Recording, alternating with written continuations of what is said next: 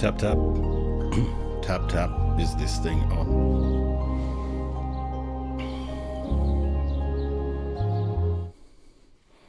G'day.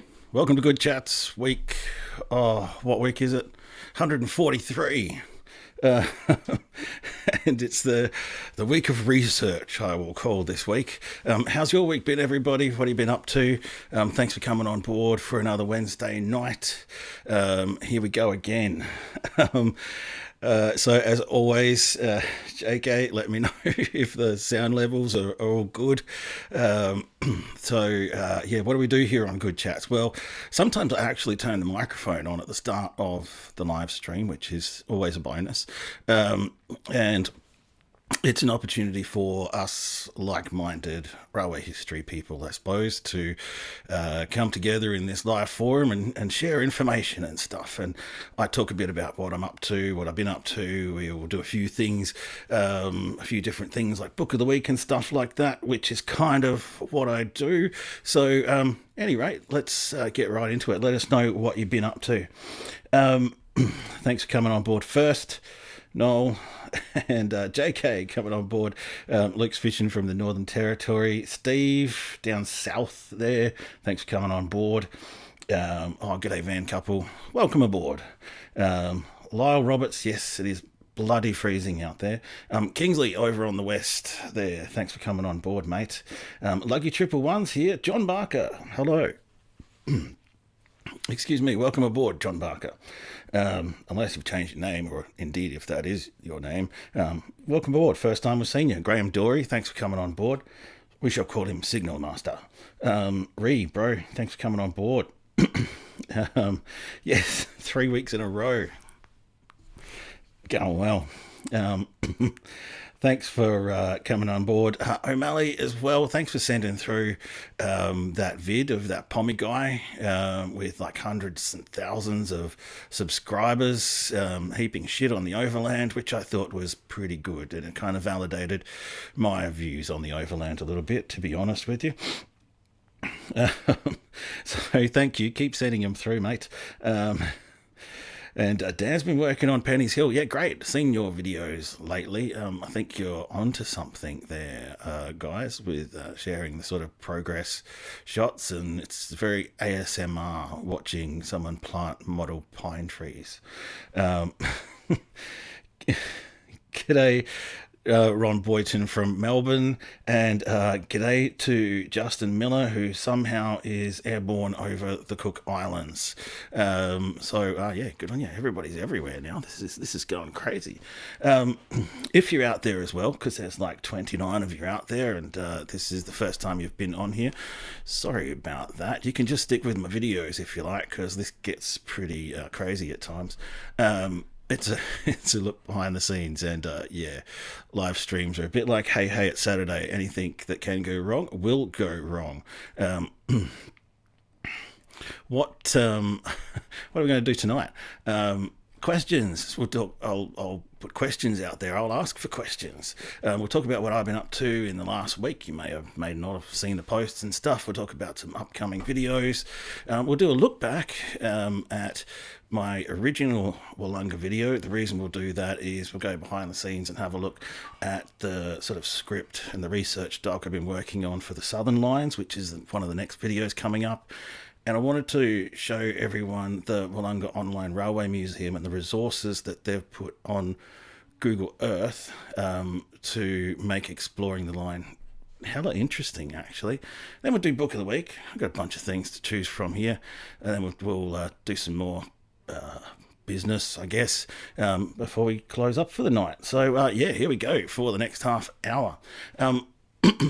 I don't have any questions tonight. There's no questions that have come through on the First Burke or on the YouTube that I need to answer this week. But if you've got any questions for me, or if you've got any burning questions, and if you come up with questions during the week, write them down or something, and feel free to ask them here. Excuse me. Thanks to Max Hobby as well. If you go back and have a look at the comments on last week's stream, Max talked about something he wanted to talk about with the Bud cars, the Commonwealth Railway Bud cars, and the difficulty that they had with the maker of those Bud cars and warranties, because things got a bit crazy once they hit Australia and they needed to use them differently for what they were built for. So sometimes it might pay to go back and have a look at some of the comments there as well. If you're out there on the replay, thanks for that, Max. I really appreciate it. Thank you. Yeah, that would be cool, Lyle. I can do a lot with that. And we'll move on to that in a minute. In news, right, I got a mention in the latest catch point, which is the National Railway Museum magazine. So thanks, Gabby, down at the National Railway Museum, for mentioning the videos that are happening at the moment down in the theaterette at the National Railway Museum. So pretty chuffed. Only took 3 years, but I finally got a mention in a magazine. Man, I need a drink.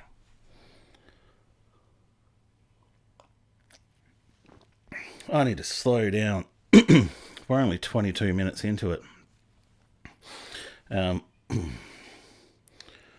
What's in the magic window tonight? Well, the magic window tonight is... I always point the wrong way with the magic window. It's that way. Is the video that I put out on the weekend of the drone compilation. It was time for a new drone compilation.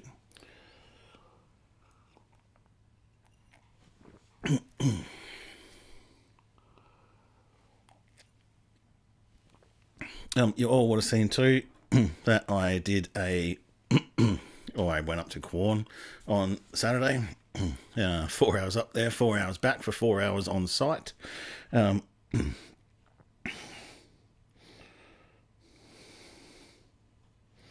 Single rail train was designed with a 2 gyros system. Sounds German. Oh, hello, Samtown 2022. Sorry, 2002. Sorry, I got you mixed up with Samtown 2022. In the early 1900s, single rail trail with a 2 gyros system. Gyros. I wonder why a train would need a gyro. I'm going to look that up at some stage, though. Thank you for putting that out there. O'Malley, I'm just going to type that into my notes. Something like that. That'll remind me. Or not. I'll look back tomorrow and go, what the hell was I talking about when I put that in my notes? Okay. 32 viewers. Well, I think sometimes actually I move a little bit too fast with my stream. I want to keep things moving, but also want to give people time to chat as well. So up in Quorn, I met Lisa, and I think her partner, her husband David, who'd just been shunting this morning. So I missed out. Would have been good to get some shunting action around the Pitchy Richie workshops. But at any rate, I was up early enough to get up there by 10:30. And Lisa and David very kindly took me for a walk through the museum and through some of the back rooms and the staff areas of the railway station there, so I could get more familiar with the layout and the history and look more closely. So it was a great tour. It was great to meet Lisa, who's the museum manager at the Pitchy Richie Railway Museum there at Quorn, which is now 2 rooms. And there was so much cool stuff in there. Plans, maps, all the stuff that Lisa has collected, or that the society has collected over the years, is just amazing. And to walk through with, after having had a look at the plans and sort of understanding how things have changed around and inside the station over the years, was really interesting as well. And then they're like, oh, well, we'll take you down the workshops as well, if you like. And I'm like, oh, I was not expecting a workshop tour. And then we just went for a random wander, I suppose, around the workshops, and got to say good day to a few people down there, and have a look up close at some really amazing machines. Stuff that I've looked closely at before. I mean, these guys don't know me very well yet. But so I was sort of getting the run through like I was a newbie, which was actually pretty cool. I got to get in there and open up the door of the MIC car and all of that kind of stuff, and look more closely than I ever have before. So it was a good introduction for me. It helps me, give me heaps of material to make the next video on the last station master at Quorn, and also introduces me to the museum and what's possible over the next 12 months, I suppose. I didn't get much of the workshop, guys. I sort of left that for later. I just really wanted to sort of experience with my own two eyes, crazy, right? Occasionally I just really like to just, look at things not through a camera. Sam, I have been to Zigzag Railway, but I was like 6. So, from what it's worth, it definitely could not remember it. I was born and bred in Sydney. Maybe I've been there twice. I don't know. But obviously pretty obsolete memories now. We're talking 40 years ago. So maybe something like Zigzag will be on the list one day. You should see the size of the list at the moment, though. So funny you should say that, Dan and Amber. I'm going to do I teed up a little bit of a preview, right? And I wanted to demonstrate as well.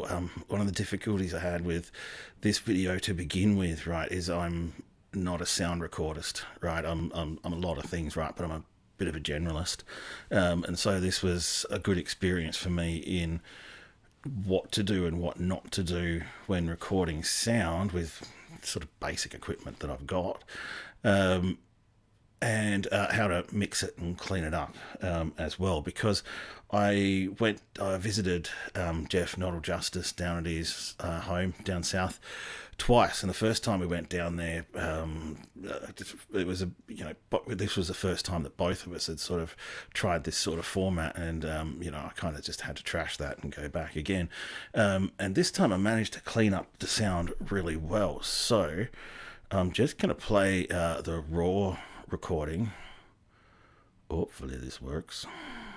In your railways career, what were some of the titles that you had, and what was the last title that you had? Started up as a youth porter in the railways, and about 18 months later I transferred to the clerical division and did country relief.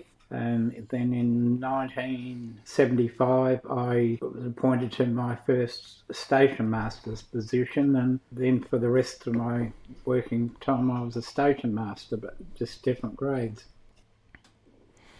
Okay, and what years were you... Welcome back to Outdoors Time. This is what I've done with it. This is just me just testing some things out. To do a bit of an explore of the old Quorn railway station with something a little bit different.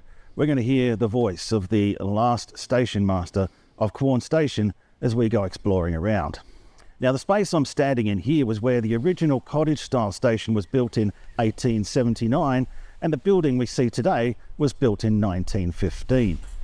The railway station became an important junction with the arrival of the line from Peterborough and Adelaide in 1882, and things ticked along nicely, I guess, for around 40 years, until the town grew into its enduring and historic role in Australian railways. For 20 years, Quorn was at the centre of the Australian railway network.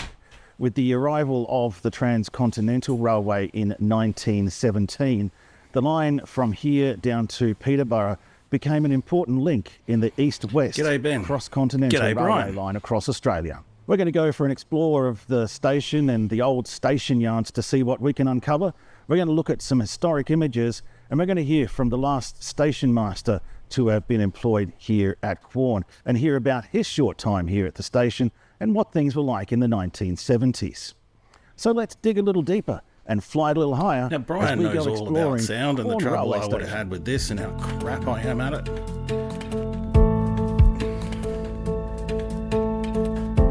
Started up as a youth porter in the railways, and about 18 months later I transferred to the clerical division and did country relief.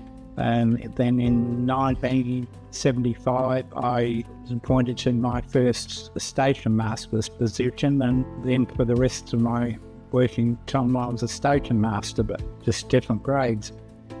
Took up duty at Corn on the 29th of September 1976, and then handed over to the relief station master on Monday the 7th of November 1977, when I got appointed to station master at Bullaroo Centre.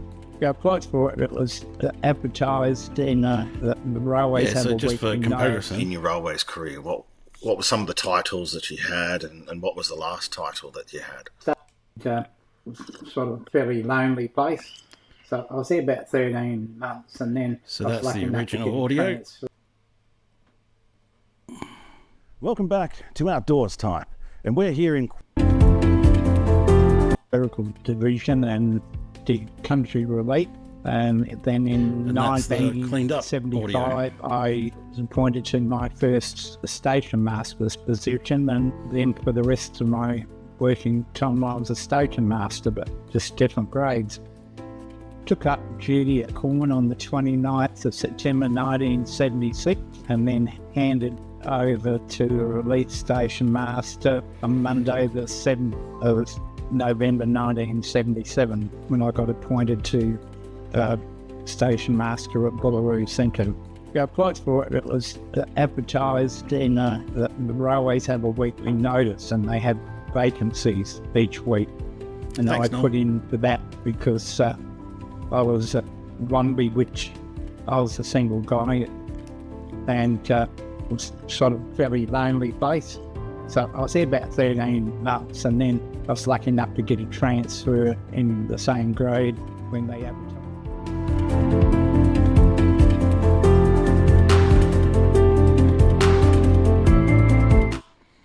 Right, so that was literally me just throwing some stuff together today, because I've got all the footage and I had all the ideas.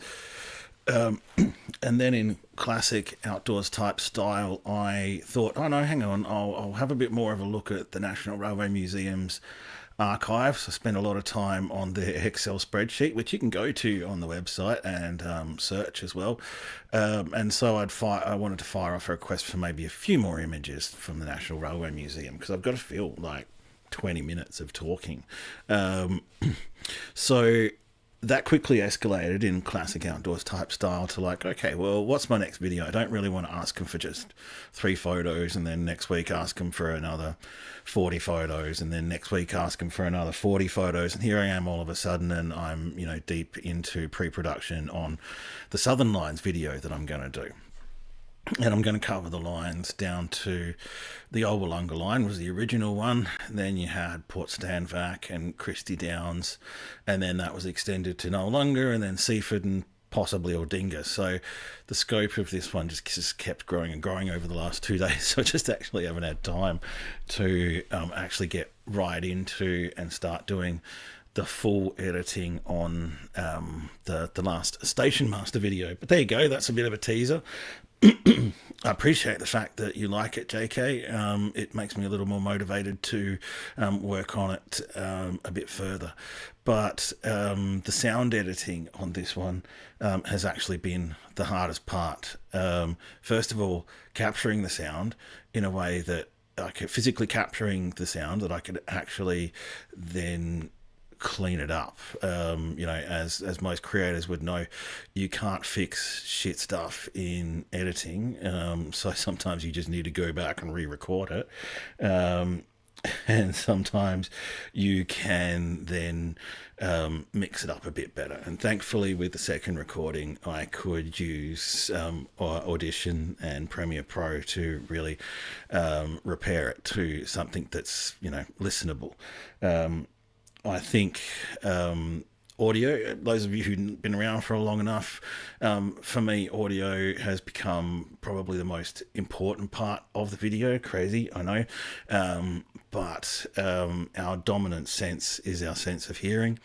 So things go wrong very quickly if there's things wrong that you can hear much quicker than they do with things that you can see. Think about, I don't know, you can hear a train coming before you can see it. That's probably why it's beneficial that our sense of hearing is what drives us, and is more of a primary sense than our sense of sight. Or yeah,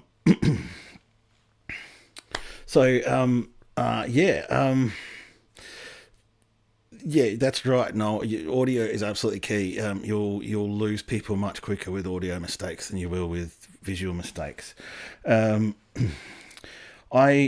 I use a DJI Mini 3 Pro at this stage, and it has been a workhorse of a drone, I have to say. It's been absolutely brilliant.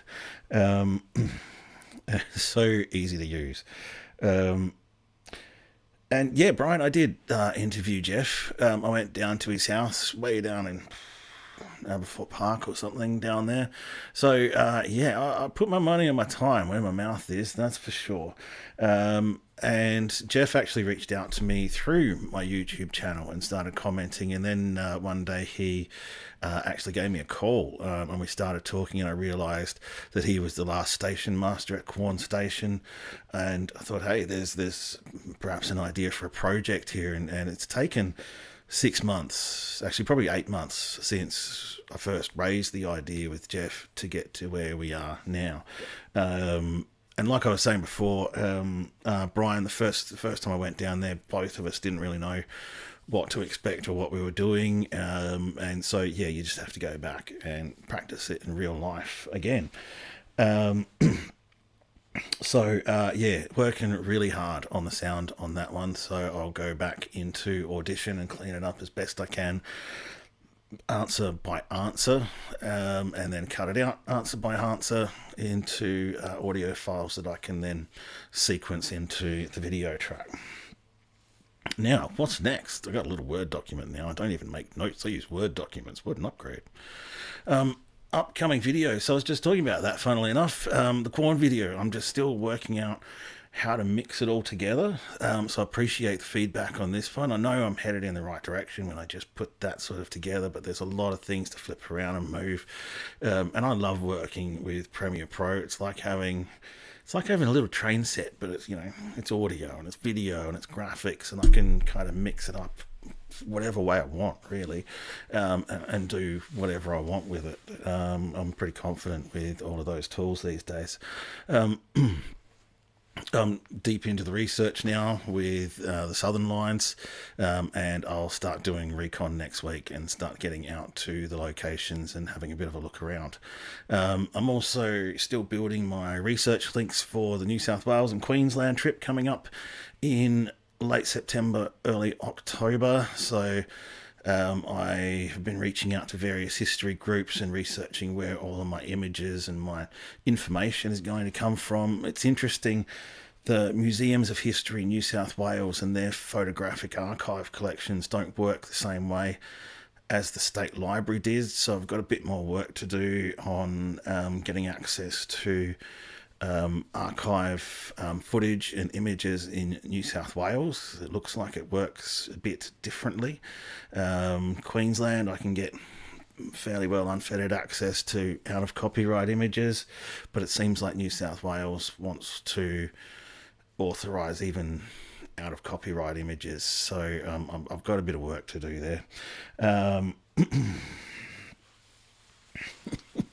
Yeah, I knew you'd say that, Brian. Location sound. If you don't shoot it, if you don't get the video right out there, you can't fix it in post production.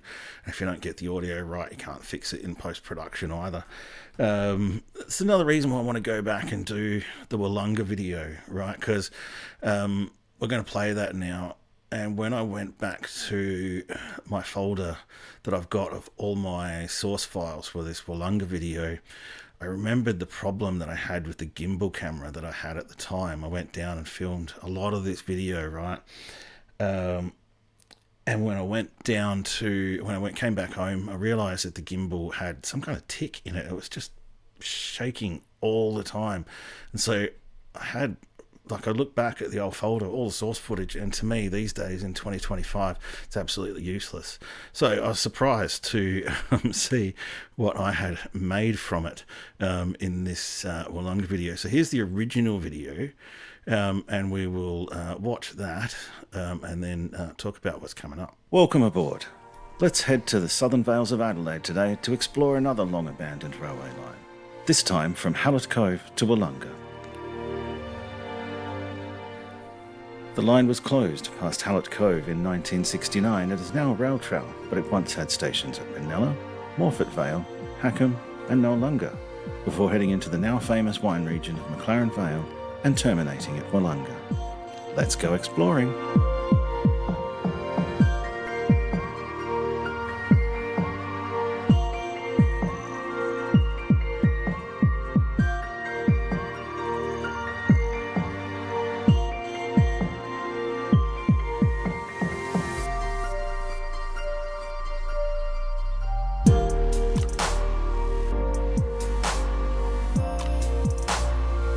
That's really cool.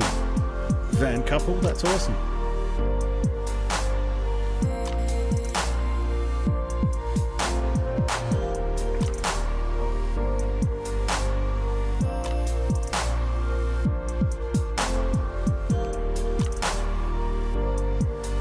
That's a great question, Luke.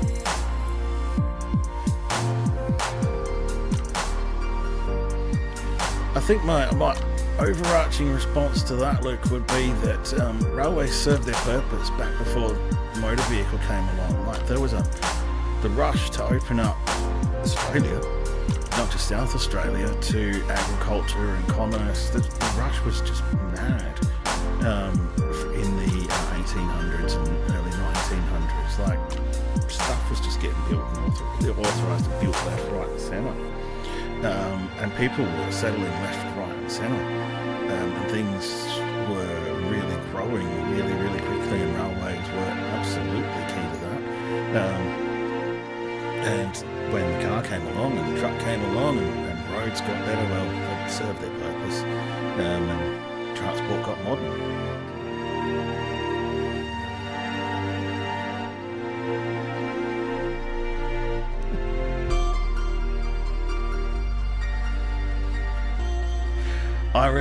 I reckon we can make this video better the second time.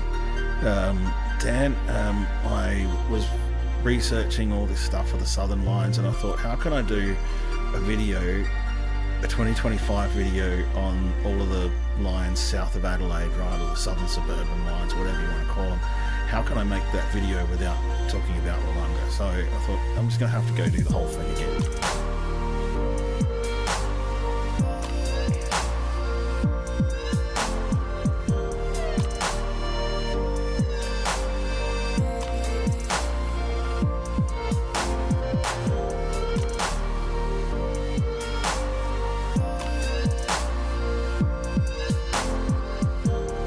Well, that makes you one of the only one of us, I reckon, Kingsley, who can actually remember riding a train along here.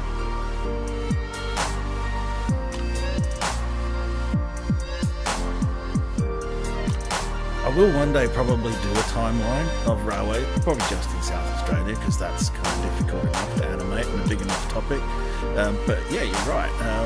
And yeah, can't emphasise enough, like as from my reading of history, the huge rush to get lines built and laid out everywhere.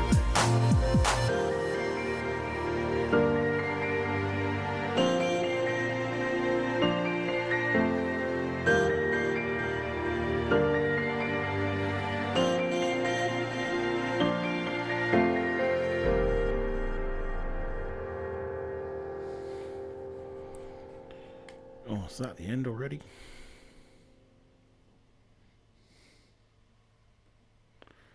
Right, there you go. And in that video too, you can kind of see how far my animations have come along as well, and how I'm kind of moving away from the simple music video format and adding a lot more information to them. And it's actually become a really successful format, this then and now video format.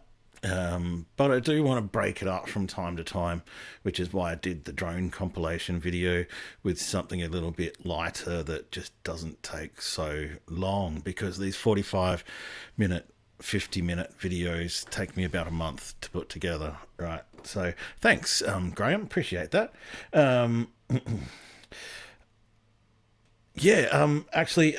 King, Graham, I'm looking forward to going back down there, because I actually haven't been back down to that South Road overpass, I think probably since I made this video. Like, it's been years, so it'll be interesting to go back down there and have a look around. No, Steve, you didn't notice the camera tick, because that was like a 3.5 minute video, but I probably had 30 minutes of video. I was really working hard to find the tiny bits of video where the tick wasn't too bad, and to which I could apply stabilizer effects to, that would make it look not so bad. So I kind of see it, but it got it to the point where I guess the world wouldn't really see it. Oh, thanks, Noel. You know what, I do secretly enjoy putting things together to a bit of dramatic music from time to time. I know I said I wouldn't do dramatic music this year, but I just couldn't help myself, so I just did it. Right, what's next? I was going to show you the kind of work that I do in the background, right? So I'm going to screen cap this and just bring up the script that I start with, right? And then just show you how things balloon really quickly.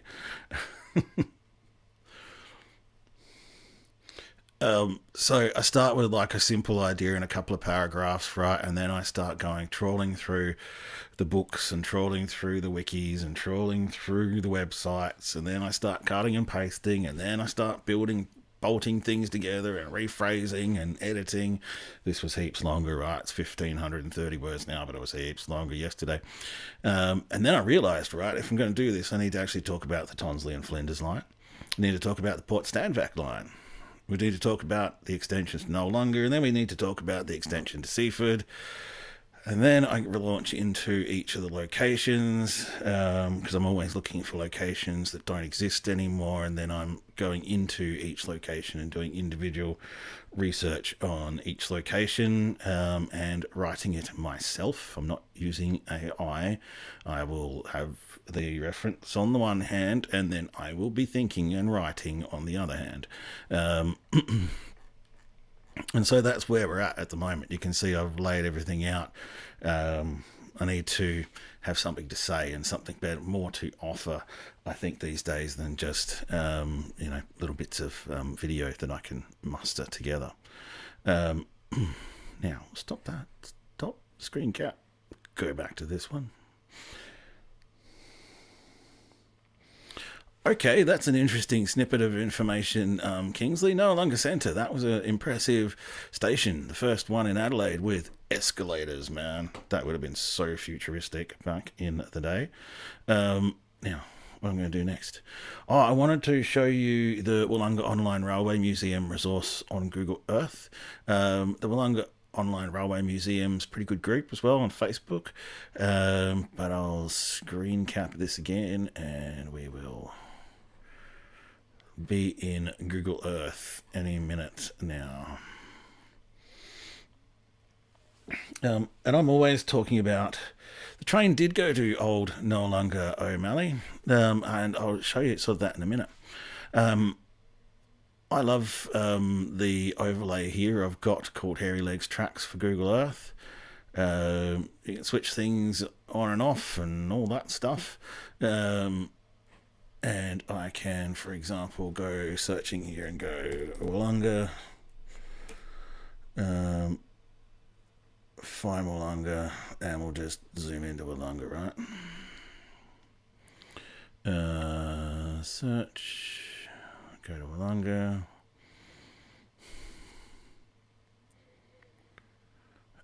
And so here we go. Here we are in Wollonga.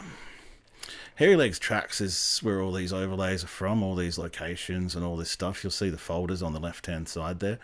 And what we're looking at now is you're seeing the current southern line on the left, and you're seeing the old Wollonga line on the right. Now, if we go into... Oh, where's it gone? Oh, it's not there anymore. Where has it gone? I don't know. Oh, I've lost it. Okay, well, that's a bit weird.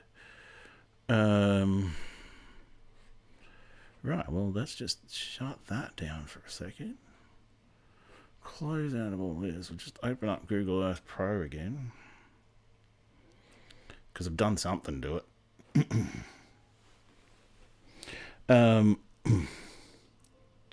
Tonsley Junction was the first CTC location controlled by the train controller in the... Yeah, right. Okay, cool. Anyway, so there's the security warning come up, and I'll just proceed anyway. That's fine. The Wollonga Online Railway Museum has never hacked me yet. Maybe I'll just zoom in now. Where's it gone? Where has it gone? New South Wales, NT, Queensland, SA, Victor. Have I accidentally moved it into a folder? I bloody lost it.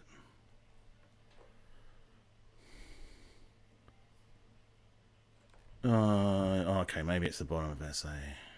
Yeah, there it is. Found it. Whew. The file, I'll have to say, the file system on Google Earth Pro is a bit crap. It's a bit tiny. Anyway, I'll turn it all on. And it overlays it with this. And so you can see that they've emboldened their bit of the line. They've added these overlays as well. So if I take out, for example, the historic imagery and the flying foxes, because that's an interesting part of the story. Here we are looking at the hill going over to Merino Rocks and all that. And if you turn on the flying foxes, this is what you get. And they've overlaid an old school map. Must be for PCs only, I reckon, because you can get it on Android, but it's not as functional as it is here. And so they've overlaid, matched everything up, and the green line there is where the flying fox used to go over the line. The line to Wollonga, that is, down to the end down there near Ranella.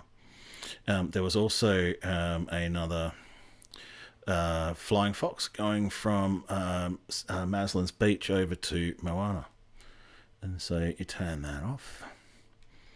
And the other thing they've done here, which is really cool, is they've overlaid historic imagery. So they've overlaid sort of old aerial imagery directly onto where it was taken. So the old imagery is obviously not as high resolution as what we have today, but you can get an impression for just how different the areas were. That's interesting. So let's have a look. Kingsley, let's have a look, see what they say about Brighton. No, they don't say anything about Brighton there. Those are the old tramway, by the way. Hairy Legs has got everything.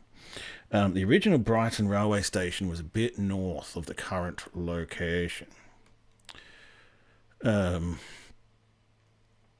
there you go. That's probably why they've got a pump track there and all of that excess land and all of that car parking and stuff there at Brighton back in the day.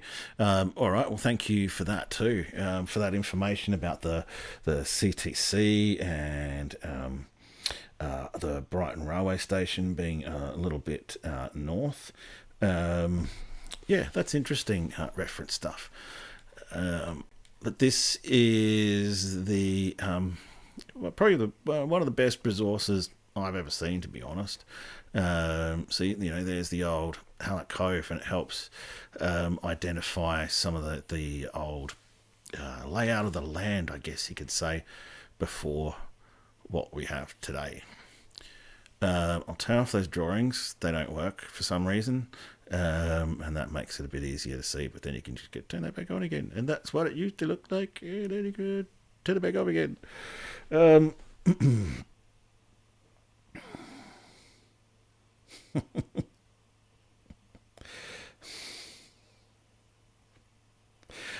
G'day, faking it.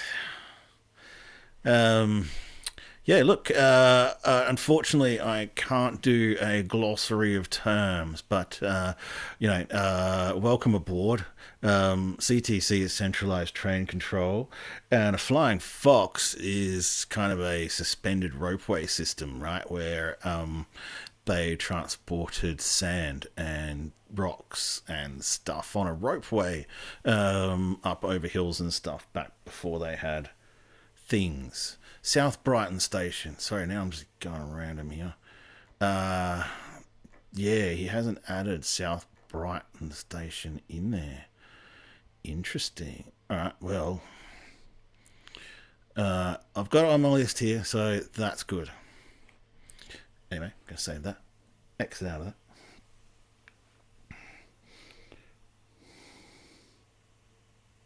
Old Noarlunga is a nice place, and the Wollonga line did stop, and there was a platform at Old Noarlunga along the bike path somewhere up near Seaford Meadows there. But anyway, enough of that. Let's close that stuff. Right, what are we going to talk about now?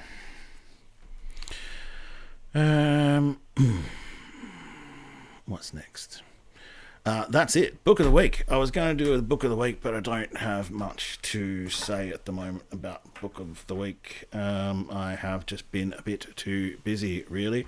So, welcome aboard, Aussie Train Productions. We made it to 45 minutes tonight. That's pretty good, I reckon. So, we're going to do this. And it's been a pretty interesting chat. I learned a lot tonight. Hopefully you learned something. But I definitely learned a lot more, I think, than I put out there. So thanks for coming on board, everybody. You might have heard that. Yeah, I know. You might have heard today or read the news too that...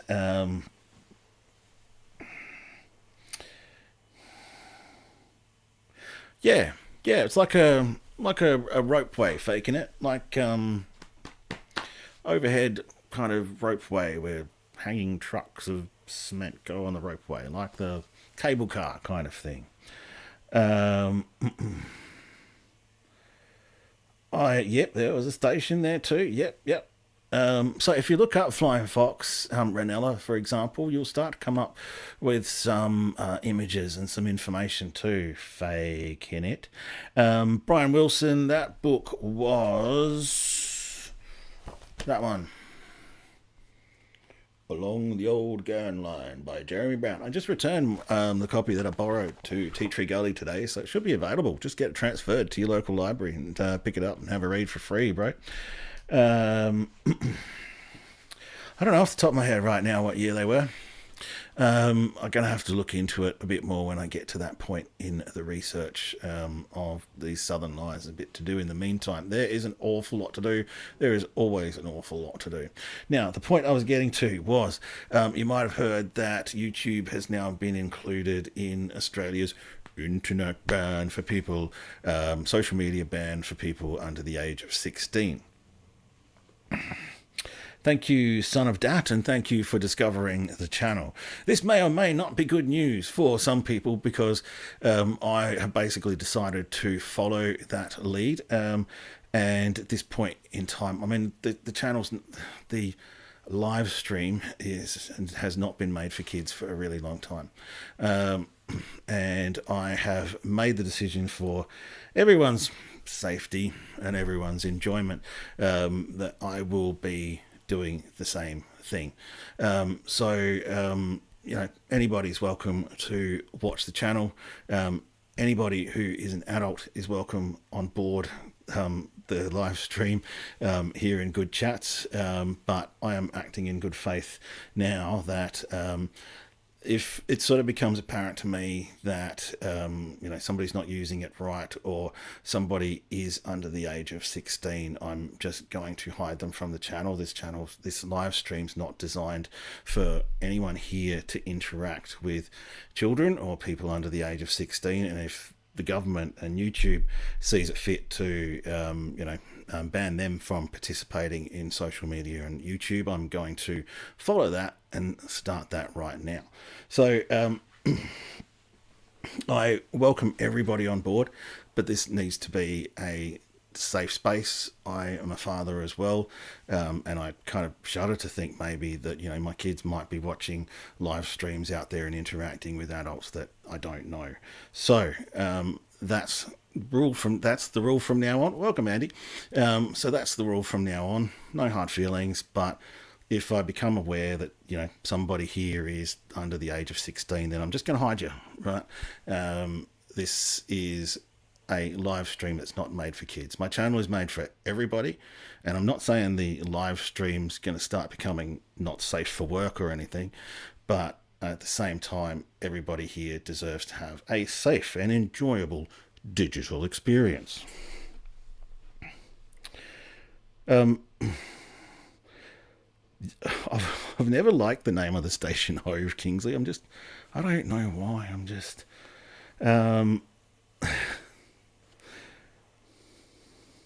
Yeah, and Andy's been playing football as well. Go check out Andy's channel if you can. He has an excellent YouTube channel, an excellent TikTok, Instagram presence. He's doing great stuff at the moment, so go check Andy's channel out. Right, the official stuff out of the way. Thanks for coming on board, Noel. Thanks, JK. Thanks, Luke from the Northern Territory. Love your work, man. Thank you, Steve Klink, for coming on board. And, of course, the Van couple, Dan and Amber. We'll see you in a couple of weeks' time down at Wollonga, hopefully.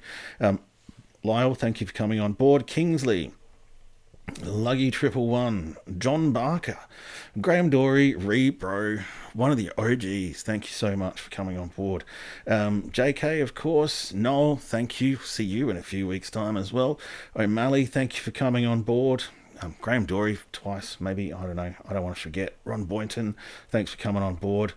It's been great to have everybody on board tonight. Sam Town 2002 as opposed to the Sam Town 2022 that I don't really know that. Ben, thanks for coming on board. Maybe you didn't like it. I don't know. Nah. Anyway, Brian Wilson 2024, thanks for coming on board. Graham O'Neill, haven't seen you for a while, man. Thanks for coming back. Who else have we had on board coming in late? Drift Dolls. Pete, thanks for coming on board, man. Faking it. Glad we could be of service and give you a bit of information. Aussie Train Productions, thanks for coming on board. Who else? Son of Dat. Some interesting YouTube handles here. And Andy, thanks for coming in late. Oh God, that's right, I forgot to share your video. Hey, can you remind me? There's just so much going on that I would love to share your videos, Dan and Amber, but there's just a ton going on. So please remind me. Please don't feel bad if you're reminding me, right, on Tuesday or Wednesday next week. Hey, so that's it. Oh, thanks, Kingsley. Good Chats is one of the highlights of my week as well. It allows me to interact and practice and present what I do, and it's just grown into something that's much larger than I kind of thought it would be. So let's keep it going where it is now. If you've got any mates, then let them know that they can come on board and learn something as well. If you've got some stuff that you want me to show on the stream, please send it to me and please remind me, because there's just, like I said, so much going on. I won't repeat myself anymore. Thank you, everybody. It's been an awesome Good Chats. We'll see you next week, as always, for Good Chats week 144. Peace out.